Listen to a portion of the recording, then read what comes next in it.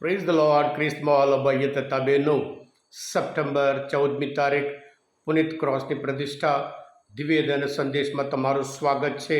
શાસ્ત્રપાઠ સાંભળીએ. સંત યોહાનનો ગ્રંથ 3 અધ્યાય 13થી 17મી કલમ સુધી. ઈસુએ કહ્યું, સ્વર્ગમાં તો કોઈએ ગયું નથી સિવાય એક માનવ પુત્ર જે સ્વર્ગમાંથી ઉતરી આવેલો છે અને સ્વર્ગમાં જ એનો વાસ છે. મોસે જેમ અરણ્યમાં સર્પને ઊંઝો કર્યો હતો તેમ માનવ પુત્રને પણ ઊંઝે ચડાવવાની જરૂર છે, જેથી જેને એનામાં શ્રદ્ધા હોય તેને શાશ્વત જીવનની પ્રાપ્તિ થાય. ઈશ્વરને જગત ઉપર તો એટલો બધો પ્રેમ હતો કે તેણે પોતાનો એકનો એક પુત્ર આપી દીધો, જેથી જે કોઈ એનામાં શ્રદ્ધા રાખે તે નાશ ના પામે પણ શાશ્વત જીવન પ્રાપ્ત કરે. કારણ ઈશ્વરે પોતાના પુત્રને જગતમાં મોકલ્યો છે તે જગતને સજાપાત્ર ઠરાવવા માટે નહીં, પણ તેની મારફતે જગતનો ઉદ્ધાર કરવા. આ પ્રભુની વાણી છે, તે આપણો આધાર છે. ખ્રિસ્તમાં ભાઈ બહેનો, એક પવિત્ર માણસ પવિત્ર જીવન, આખું જીવન પવિત્ર જીવન જીવ્યા. જ્યારે મરણ પામ્યા ત્યાં અંતિમ ન્યાય માટે પ્રભુની આગળ ઊભા રાખવામાં આવ્યા અને ત્યાં શેતાન આવ્યો મોટો ચોપડો લઈને. આ માણસ જે પાપ કર્યા હોય, જે ભૂલ કરી હોય, જે ખોટું કર્યું હોય એ બધું લિસ્ટમાં, અને સાથે સાથે જે ના કર્યું હોય એ બધું એણે ચોપડામાંથી વાંચ્યું. આ માણસ આવો માણસ છે. પણ પવિત્ર પુરુષ, આ પવિત્ર માણસ ધીરેથી બધું સાંભળ્યું. જ્યારે શેતાને બધું વાંચવાનું પૂરું કર્યું ત્યારે આ પવિત્ર માણસે કહ્યું, તે હજુ એક બાબત તારા ચોપડામાં નોંધી નથી, તું ભૂલી ગયો છે. શેતાને પૂછ્યું, શું છે? તે વાંચ્યું, પણ એક બાબત તું ભૂલી ગયો. મારા પાપો, મારા ભૂલો માટે પ્રભુ ઈસુ ખ્રિસ્ત વધસ્તંભ ઉપર રેડાયેલા એમનું પવિત્ર અમૂલ્ય લોહી મારા બધા પાપમાંથી મને ધોઈ નાખ્યા છે, એ તે લખ્યું નથી એમ કરીને કહ્યું હતું.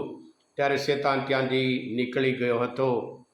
હા ક્રિસ્તમાં ભાઈ હતા બહેનો, પ્રભુ ઈસુ વધસ્તંભ પરથી પોતાના અમૂલ્ય અને લોહી રક્ત રેડાઈને આપણને મુક્ત કર્યા છે, આપણે બધા પાપો ધોઈ નાખ્યા છે, જેથી કરી આપણે ઈશ્વરના સંતાનો બની શક્યા છે.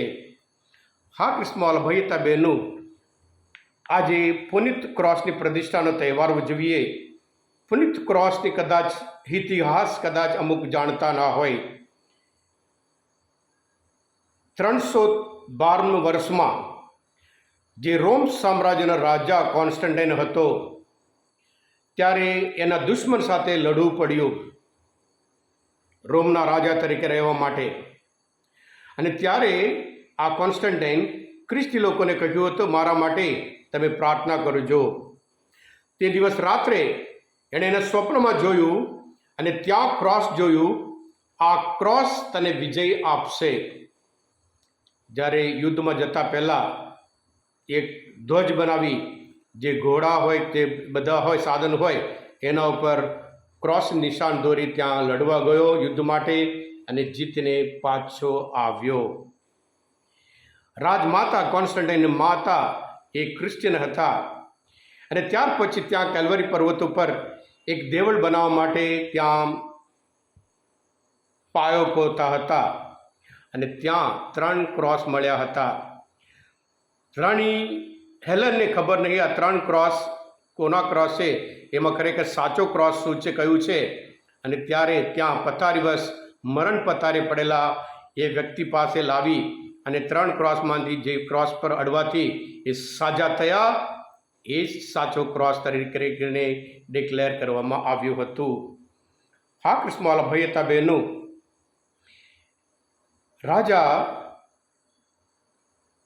614માં ઈરાન દેશના રાજા યરુશલેમ ઉપર હુમલો કરી અને પછી જે ક્રોસ હતું એ ઈરાન લઈ ગયો હતો. અને 329માં રાજા હેરાક્લિટસ કરીને આવે છે, એ ફરી ઈરાન સાથે યુદ્ધે ચડ્યા અને ઈરાન સમાધાન કરીને જે ક્રોસ લઈ ગયા હતા એ ક્રોસ પાછા આપી દીધું. ખ્રિસ્તમાં ભાઈ હતા બહેનો, આપણે બધા જાણીએ છીએ જૂના કરારમાં આ વધસ્તંભ પર વધ કરવામાં આવ્યા હતા. જે દેશદ્રોહીઓ હોય અને ચોર મોટા મોટા ચોર હોય એમને વધસ્તંભ પર એમને વધ કરવામાં આવ્યા હતા. એ યહૂદીઓ માટે એક અપમાનનું ચિહ્ન હતું અને પછી ગ્રીકો માટે એક મૂર્ખાઈની નિશાની હતી. પણ પ્રભુ ઈસુ ખ્રિસ્ત એ જ વધસ્તંભ ઉપર મરણ પામ્યા. એમણે કશું ભૂલ નહીં કરી, કશું ખોટું નહીં કર્યું, કશું નહીં કર્યું. નિષ્પાપ હતા છતાં ગુલામ તરીકે જે પાપીઓ માટે હોય, જે દેશદ્રોહીઓ હોય અને ચોરો માટે હોય, એ ક્રોસ પર પ્રભુ ઈસુને મારી નાખવામાં આવ્યા. અને પ્રભુ ઈસુ એ અપમાનનું ચિહ્ન એ મહિમાનું ચિહ્ન બનાવી દીધી, નિશાની બનાવી દીધી. એ અપમાનનું ચિહ્ન એ મુક્તિનું ચિહ્ન બનાવી દીધું, હિંમતની શક્તિ ચિહ્ન બનાવી, શાંતિનું ચિહ્ન બનાવી દીધું. આજે આપણે એ જ પવિત્ર ક્રોસ, પુનિત ક્રોસનો તહેવાર આપણે ઉજવીએ છીએ. ક્રોસ આપણે જાણીએ છીએ એ મુક્તિનું સાધન છે, મુક્તિના ચિહ્ન છે, મુક્તિની નિશાની છે. નાના બાળકથી માંડી આપણે કૃષ્ણની નિશાની કરીએ છીએ. આજે આ તહેવાર ઉજવતા આપણે પણ આ ક્રોસમાં ગૌરવ લઈએ. અને ખાસ કરીને આપણે જીવનમાં પ્રભુ ઈસુ પોતે કહ્યું છે માર્કના ગ્રંથમાં 9મો અધ્યાય 23મી કલમમાં, જે મારા શિષ્ય થવાની હોય તે પોતાનો ક્રોસ ઉપાડી મારી પાછળ આવવું જોઈએ. ખ્રિસ્તમાં ભાઈ બહેનો, ક્રોસ કોઈને ગમતા નહીં, દુઃખ કોઈને જોઈતું નહીં, વેદના કોઈ જોઈતું નહીં, પણ પ્રભુ ઈસુ ક્રોસ દ્વારા જ મહિમા પ્રાપ્ત કરી આપ્યો છે. એટલે ક્રોસ એ મહિમાનું ચિહ્ન કરીને પ્રભુ આપ્યું હોય, આપણે એમાં ગૌરવ લઈએ છીએ.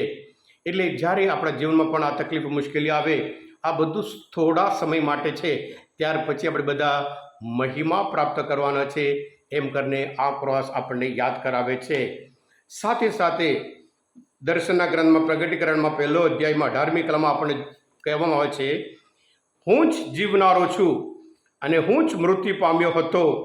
જો હું સદાય જીવતો છું અને મૃત્યુનો અને મૃત્યુ લોકોના અધિકાર મારા હાથમાં છે. એમ કરીને પ્રભુ પોતે કહે છે.